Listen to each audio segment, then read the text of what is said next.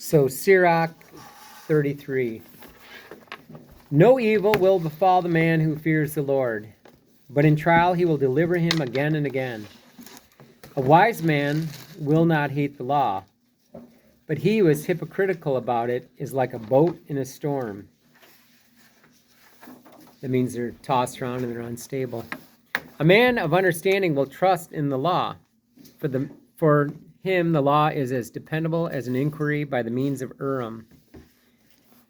Prepare what to say, and thus you will be heard. Bind together your instruction and make your answer. The heart of a fool is like a cartwheel, and his thoughts like a turning axle. Round and round his thoughts will go. A stallion is like a mocking friend. He neighs under everyone who sits on him.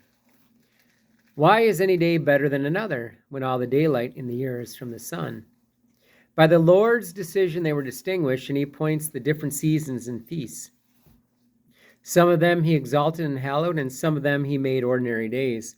And we still have that, right? We have days that are solemn and holy days. We have Christmas and Easter and different feasts in the church and every Sunday, right, is a day.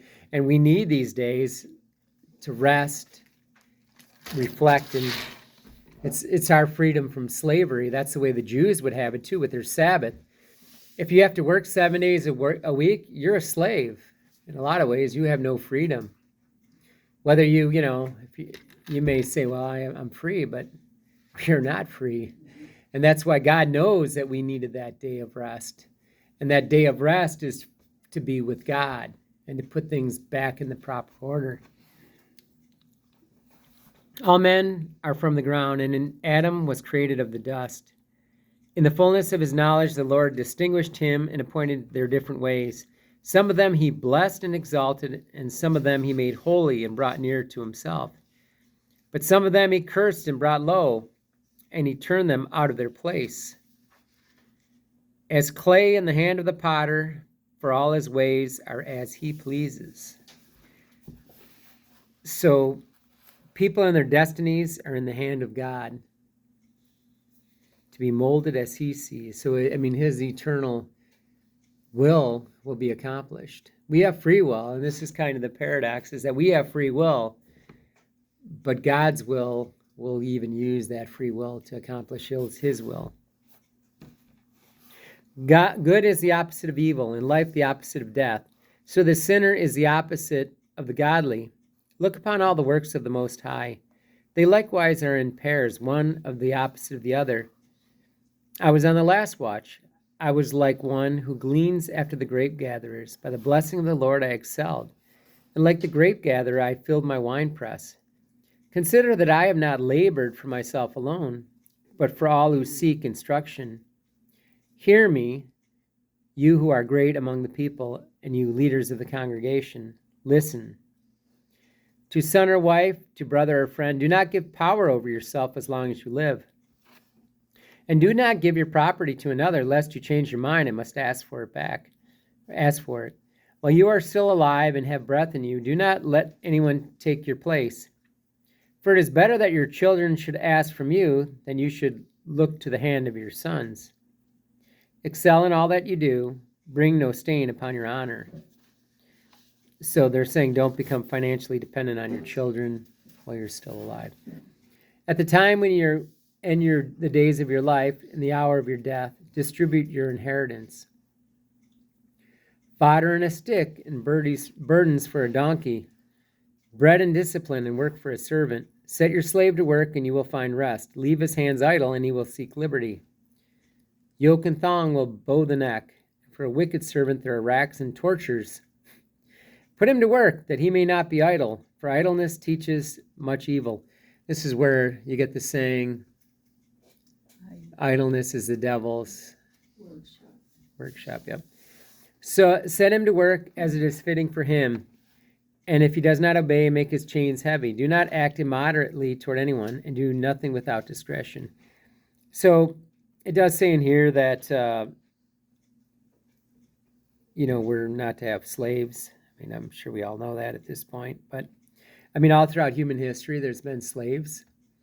And Actually, children were considered servants too. That was another aspect. And so when it says raise up your children with discipline, it may have even said your servants, and it was kind of interchangeable with kids. If you have a servant, let him be as yourself, because you have bought him with blood.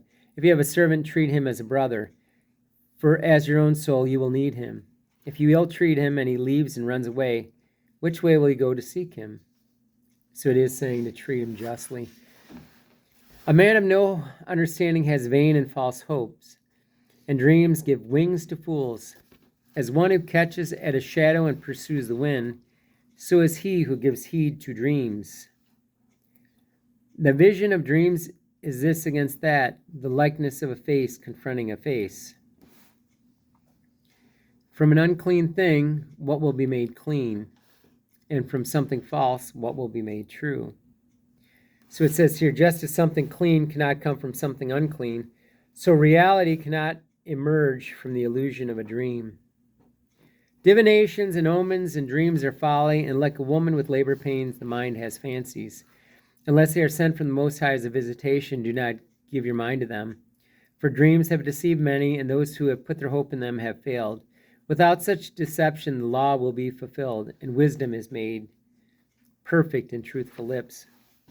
An educated man knows many things, and one with much experience will speak with understanding. So I think that's why they gave a lot of heed to people that were older, because they have a lot of experience, right? And when you've been through something, I mean, you want to help people that have it, they may be going through something similar, and because you've already gone through it, you have that experience, that wisdom to help them get through something.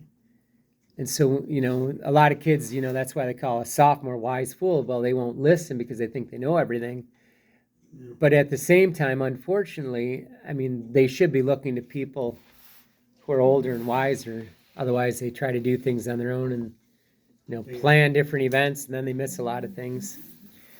He that is inexperienced knows few things, but he that has traveled acquires much cleverness. I have seen many things in my travels, and I understand more than I can express. I have often been in danger of death, but I have escaped because of these experiences. The spirit of those who fear the Lord will live, for their hope is in him who saves them. He who fears the Lord will not be timid, nor play the coward, for he is his hope. Blessed is the soul of the man who fears the Lord. To whom does he look, and who is his support? The eyes of the Lord are upon those who love him, a mighty protection and a strong support, a shelter from the hot wind and a shade from the noonday sun, a guard against stumbling and a defense against falling. He lifts up the soul and gives light to the eyes. He grants healing, life, and blessing. If one sacrifices from what has been wrongfully obtained, the offering is blemished. So if we got something and we offer it up and then we got it from stealing it or something, that's not right. The gifts of the lawless are not acceptable. The Most High is not pleased with the offerings of the ungodly, and he is not propitiated for the sins by a multitude of sacrifices. Like one who kills a son before his father's eyes is the man who offers a sacrifice from the property of the poor. So if they steal something from the poor and then they give it to God, boy, God's not going to be happy with that. The bread of the needy is the life of the poor. This is essential that they can live. Whoever deprives them of it is a man of blood. To take away a neighbor's living is to murder him. To deprive an employee of his wages is to shed blood. When one builds and when one builds and another tears down, what do they gain but toil? When one prays and another curses, to whose voice will the Lord listen? If a man washes after touching a dead body and touches it again, what has he gained by washing? So if a man fasts for his sins and goes again and does the same things, who will listen to his prayer? And what has he gained by humbling himself? So That's why it's important we make a firm purpose of amendment, right? We go to confession, we confess our sins, but when we do that, we say, Lord, I'm not going to do this again. You have to have that firm purpose of amendment. You can't just say, well, I'll go to confession and I'll go next week if I do it again. That's kind of presuming upon God's mercy. No, we should have this heartfelt, no, Lord, I know this is offensive and I don't want to do it again, and I'm not going to do it again. So help me, God. I need your help. The law and sacrifice, divine justice. He who keeps the law makes many offerings. He who heeds the commandments sacrifices a peace offering. He who returns a kindness offers fine flour, and he who gives alms sacrifices a thank offering. This is a type of peace offering offered in thanksgiving to God. The point is that acts of kindness and almsgiving are equivalent to making free will offerings in the temple. So that's how important almsgiving is. And what is a thank offering actually called? The Eucharist, right? That's the thank offering. It's not the Lord in the Eucharist, but that's what it is. That's where it kind of was derived from. To keep from wickedness is pleasing to the Lord, and to forsake unrighteousness is atonement. Do not appear before the Lord empty-handed, for all these things are to be done because of the commandment. The offering of a righteous man anoints the altar, and it is a pleasing odor rises up before the Most High.